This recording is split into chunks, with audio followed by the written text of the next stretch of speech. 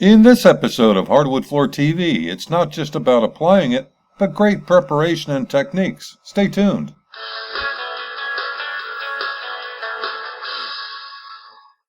Today there's far too much hype in how home improvement TV programs make this business look like a 12-year-old can handle it. Want to know the truth?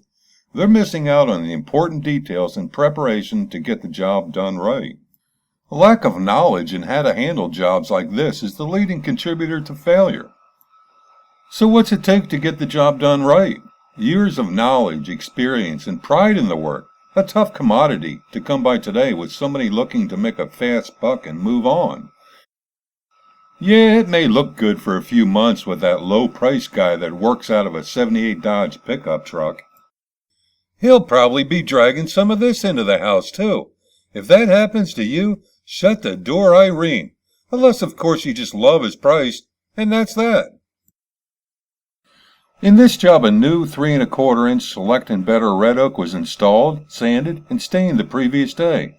It was then left to dry overnight, where the finishers began prepping for a sealer coat the next day. This gets followed with 2 coats of a water-based satin finish.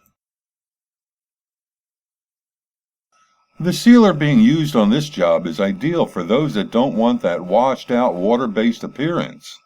It's formulated to provide a rich amber tone color that we see in oil-based finishes. Here one of the finishers begins by cutting in areas where the regular applicator can't reach.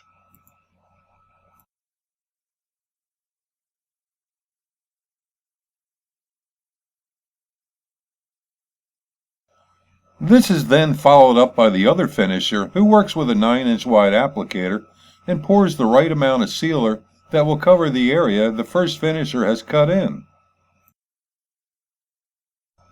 Techniques will vary slightly from one pro to another, or what they're comfortable with, or even how they were taught.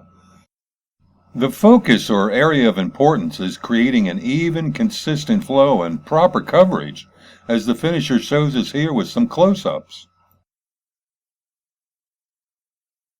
Drying times will vary depending on relative humidity. A higher level will take longer, whereas a low level will take the least amount of time. At this stage, the sealer has been applied along with the first finish coat. In the next step, the finisher applies some 3M Stick-It Gold 220 grit to a buffing pad.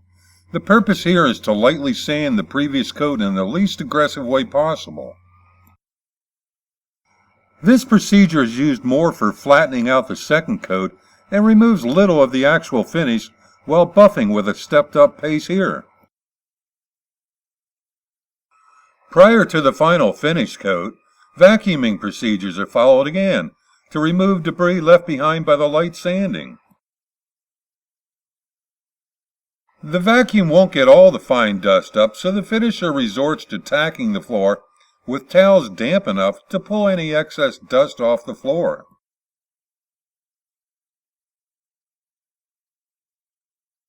For the actual finishing coats, basic coating street shoe satin finish is used.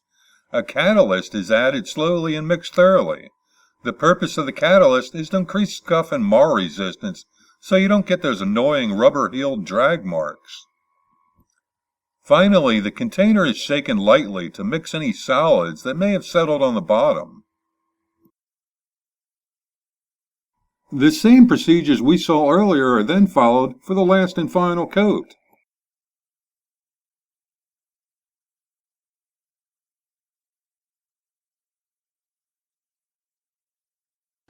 See more videos on finishing hardwood floors that includes water pumping? Yeah, I always wondered about that stuff. What is it? It provides a richer, deeper stain. Oh yeah, it still confuses me though. The second link takes you to a few other great videos on staining, and the last one is about oil-based finishes. All of this only on hardwoodinstaller.com, the home of Hardwood Floor TV. Does that water thingy make noise?